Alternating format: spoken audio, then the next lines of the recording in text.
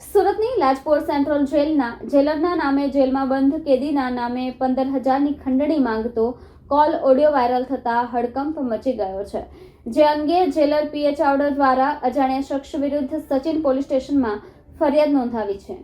સુરતની લાજપોર મધ્યસ્થ જેલ ખંડણી માંગણીના આરોપમાં વિવાદોમાં ઘેરાયો છે. મળતી માહિતી મુજબ જેલમાં બંધ રહેલા એક કેદીની પત્નીને અજાણ્યા નંબર પરથી ફોન કરી જેલરના નામે ₹15,000ની ખંડણી માંગવામાં આવી હતી. આ ફોન કોલનું રેકોર્ડિંગ સોશિયલ મીડિયા પર વાયરલ થયા બાદ મામલો ચર્ચાના ચકડોળે ચડ્યો છે. લાજપોર જિલ્લા જેલરે આરોપોને પાયાવિહોણા ગણાવ્યા છે. તેમણે સ્પષ્ટ કર્યું છે કે કોઈ અજાણ્યા વ્યક્તિએ તેમની ઓળખનો દુરુપયોગ કરી જેલની પ્રતિષ્ઠાને ઠેસ પહોંચાડી છે. આ મામલે જેલરે પોતે જ સચિન પોલીસ સ્ટેશનમાં અજાણ્યા વ્યક્તિ વિરુદ્ધ ફરિયાદ નોંધાવી છે. પોલીસે આ મામલે ગુનો નોંધી તપાસ શરૂ કરી છે. વાયરલ થયેલી કોલ રેકોર્ડિંગના આધારે શંકાસ્પદ ફોન કરનારને શોધી કાઢવાના પ્રયાસો શરૂ કર્યા છે. કેમેરામેન હકીમ શેખ સાથે વસીમ હાસમીનો રિપોર્ટ, આઝાદ ન્યૂઝ, સુરત. 11/11/2025ના રોજ સોશિયલ મીડિયામાં એક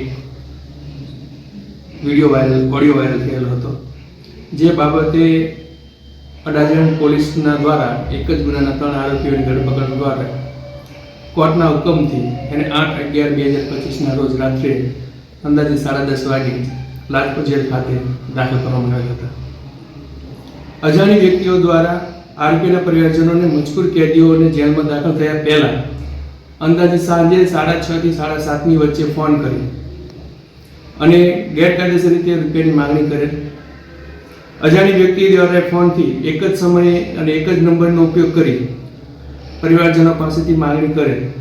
ખરેખર તેઓ કેદીઓ કે તહોમતદારો જેલ ખાતે અંદર હાજર થયેલા જ હતા નહીં અને બહારી ઇસમો દ્વારા ગેરરીતે રૂપિયાની માંગણી કરેલ હતી.